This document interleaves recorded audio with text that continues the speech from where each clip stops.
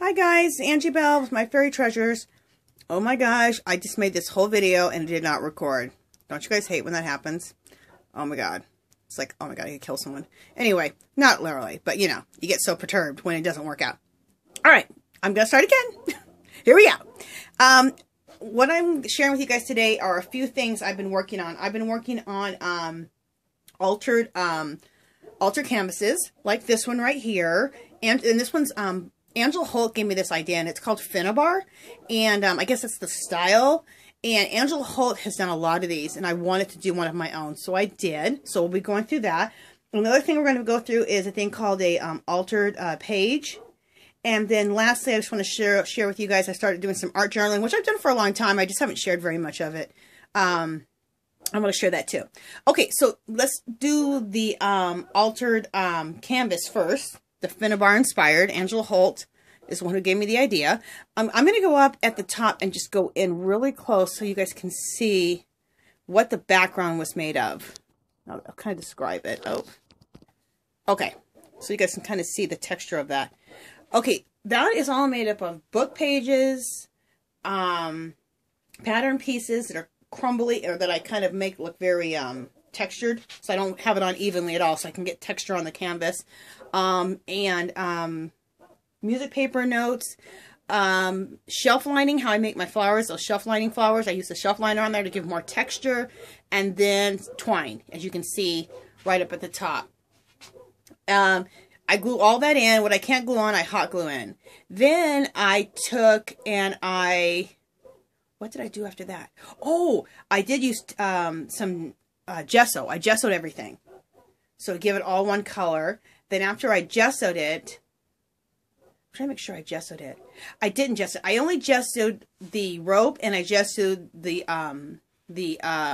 shelf liner, which is stuff like this up in the corner. This is shelf liner. That's what I did there. Then I went ahead and sprayed it with my homemade sprays. And then after that, the gold that you see, I used Inca Gold. I have it right here, actually, so I'll just kind of show you guys.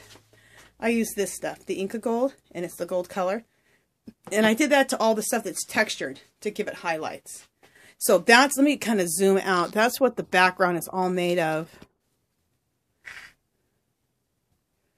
That's what the background is all made of there. Sorry, you guys. Bear with me while I zoom in and out. So that's what the whole background is. And I think that turned out really pretty. Okay, now the picture in the middle there, I'm going to zoom in. I colored that with my Noirs alcohol markers. And I invested in the whole system. It cost me on HSN about $100 for like 78 Copic, or not Copic, alcohol markers, but also came with a video to tell you how to do this. So I think it turned out really pretty. They show you how to paint the skin, how to color the skin in, the lips, how to highlight, how to shadow, how to do the hair. I mean, I learned a ton of stuff, and they have this great video that comes with the whole system. It's fabulous. And you get 78 markers, which gives you all the different shades you need to shade and shadow when you're coloring, and the knowledge because of the video. And also, they give you this picture of this woman. They give you a lot of different prints that you can color. And one of them was this lady. And I love it. I've done it in all kinds of shades of skin color and hair and everything. It turned out really pretty. So around her, let me zoom out a little bit. I used mainly these purple flowers, deep purple flowers that I had. But there's some white flowers in there, some red. So I put all those in there. Then I took and put a bunch of metal pieces. And then I put some more metal pieces that I blinged out. But first, I'm stepping too far ahead of myself. So I used all those flowers. Then I used white gesso to get everything white. Okay, the same colors that I used on the canvas, my homemade sprays, I used on the flowers.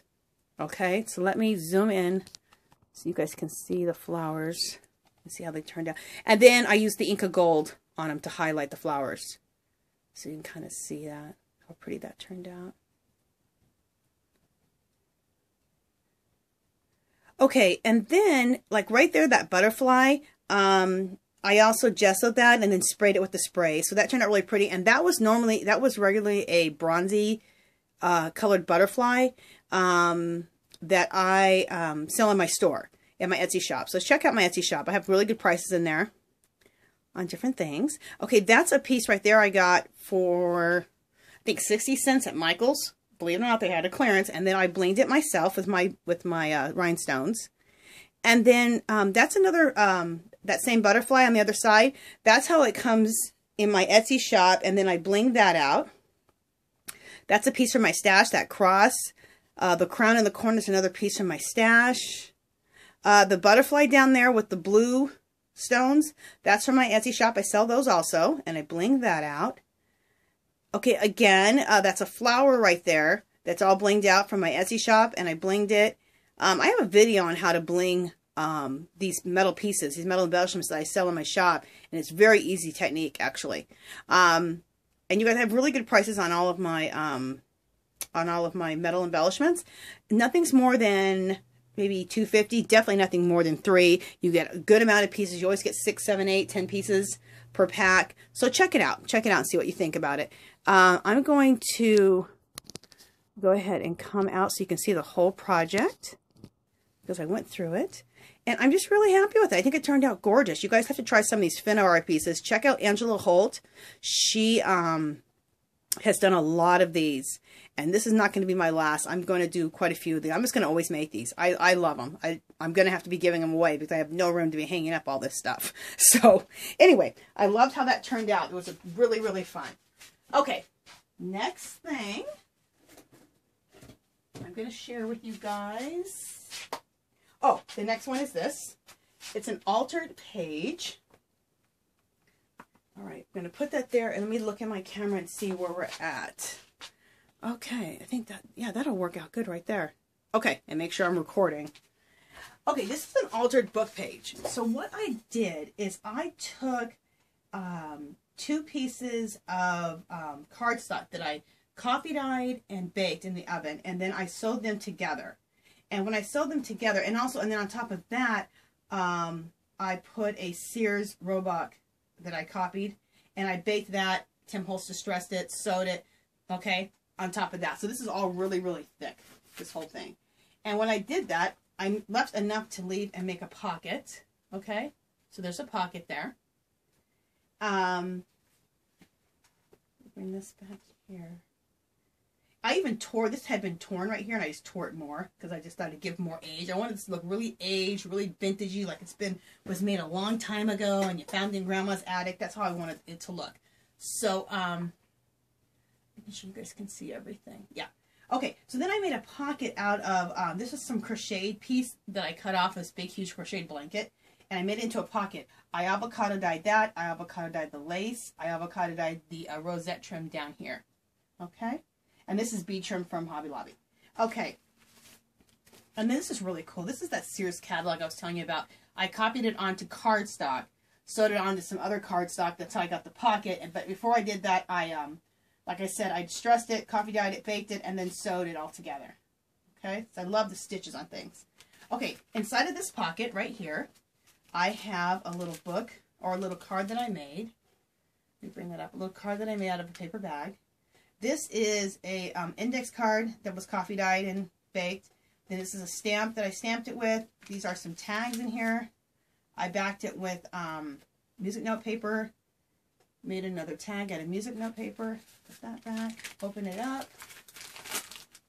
And then this is music note paper that's been stamped with a rose stamp. And then I colored that in. I made another pocket out of music note paper and a library card. And then some more homemade and baked and aged and sewed tags. Okay. And then, of course, when it's a paper bag card, you have a little thing here, a little pocket. More tags that I baked and stamped. And then a library card that I baked and stamped. And I think I sewed that too. Yeah, I sewed it too. You guys should try that on some of the stuff you make. Hand sew the edges. It just adds a little extra something to it. On the back, I went ahead and used that postage stamp again. And I think I baked, yeah, the bag too. See how the bag's kind of aged? I baked, coffee and baked that too. Okay, so that goes in here. And you guys, what I do is I just take a bunch of like dictionary pages and library cards and music note paper and whatever is in my, you know, stash of stuff in my room. I throw it in a big thing of coffee, a big bowl of coffee, throw it in there, take it out. I don't even leave it that long. Put it on a baking sheet, bake it on 400 for just like, I don't know, 3 or 4 minutes till it's baked. And it just comes out gorgeous. And I do batches of this stuff. And then I have them in these plastic folders that I got at a garage sale anyway. And I just have them always, that stash always going so I can make all this kind of stuff out of it. Plus I'm obsessed with it. I love it. Again, I took an index card, coffee, dyed and baked, and then used my postage stamp. Isn't that fabulous? Look how old it looks. I love it. Another one I did out of an index card. So you can make tags out of index cards and then use your corner chomper on the ends. And then I stamped a mermaid on there. I made a library card. I have 2 bingo cards that I coffee dyed, baked, and stamped a mermaid on there. This is a card that I found at a garage sale, and I coffee dyed and baked it. Then I went ahead and stamped that and colored it in. And you can see all the coffee dyeing and how old and aged it all looks. I love it.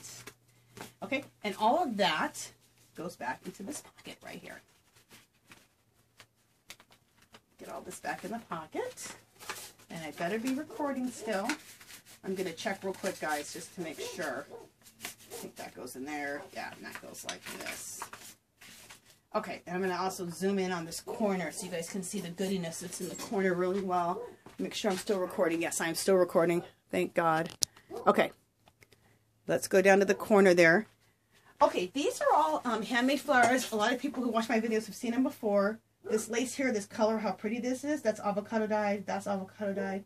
Anyway, these are my handmade flowers with my handmade centers. There's another handmade flower, handmade center. These are some embellishments I make out of flat marbles and back them with different things I stamp or paper. There's another one there, another one down there. This is a tile that I made. Another embellishment.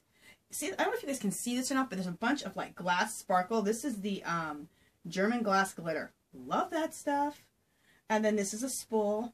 These roses I made, handmade them myself. I used coffee filters. There's a video on this, and I'm trying to think who I learned this from. Oh, geez. Look up coffee filter roses, and you'll see the video. But of course, I coffee dyed them and baked them, and then used the filters and made the roses out of them. Love those roses. They look so vintage. Okay. And I don't know if you saw the lace down here. Very pretty. This is avocado dyed. This is just Hobby Lobby trim, you guys. Avocado dyed. Doesn't it turn out so gorgeous? I love it. Okay. Let me see if we need to zoom out. Yeah, we do. So you can see the other side here. Let me zoom out. Okay. We don't need to zoom out that much, because I'll be in the video, and I don't want to be in the video. I'm wearing my pajamas right now. Okay. Again, on this side, I have made, these are pockets, so you can see the pockets. I'll take the things out. So there we go.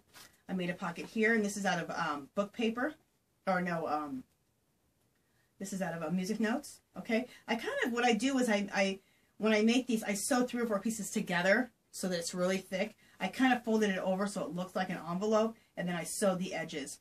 And it's not all sewn together. It's actually all hot glued together, but I sew each individual one, like the edges, so it looks like it's all glued together.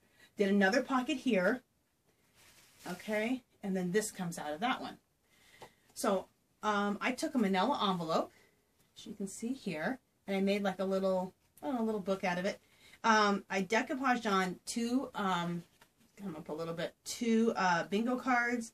I used book pages. I used pattern paper, some tickets, and I decoupaged them on. And in the decoupage glue I put a little like Tim Holtz Stress ink, like the vintage photo, and it makes the decoupage medium, it makes it vintagey looking. So it's just all one step. So I don't have to go and age this out again. It's already aged from the decoupage glue. Okay, and inside, make sure I'm up high enough, I made another library pocket out of a bingo card, baked and coffee dyed. Then I made some tags. I won't take them out, but I coffee dyed the tag. And then here's another tag. I stamped and coffee dyed that and stressed it.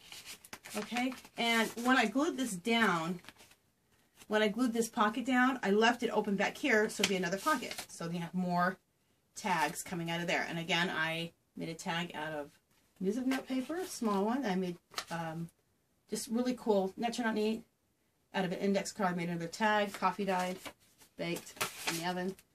Okay, so those go back in there. And then just look at the folder itself, or the little booklet. See how aged it looks? I took the manila folder and I coffee dyed and baked the whole folder too before I did all this. I love it. Okay, there might be some Tim Holtz Distress ink on the edges. Okay, that image right there, isn't she pretty? I found her online. And I backed her with some coffee dyed paper, some coffee dyed cardstocks. It looks real aged. I love how that turned out. And I think I did some sewing. Yeah, I sewed the edges. Because I love sewing the edges. It makes it look more vintagey. And then on the back, I just want to show you how awesome the coffee dyeing and baking this file folder was. Didn't that turn out awesome? Love it. Okay, that goes back at the top. See how that goes back in? Okay. Then some cardstock again. I coffee dyed and baked, and then I stamped it with this rose. Colored that in. And then this was some paper on the back that I used, and I stamped that and colored that in. These are just book pages that I sewed together. Isn't that cool? Distressed the edges, and then stamped it. Book pages again. I just think it turns out so cool, and distress the edges with some Tim Holtz Distress, so that's why it looks distressed on the ends. The big pages, I didn't actually coffee dye these because they were already distressed. They were just really yellowed in this dictionary that I bought at a garage sale. So I thought that turned out really cute. Okay, cute, I mean cool. Let's see what you guys can see. Let me go ahead and take my camera down a little bit. Okay, and bring it in a little. Okay, perfect. Again, make sure we're recording. Yes, we are. Okay. Again, this is some trim that I've kind of cut out from this crocheted blanket that I have. I love it. I mean, I'll have that crocheted blanket forever. I take doilies off of it and pieces off of it. I love it. I avocado dyed that. Again, down here, this is that lace from Hobby Lobby. I avocado dyed. I think it turns out so gorgeous.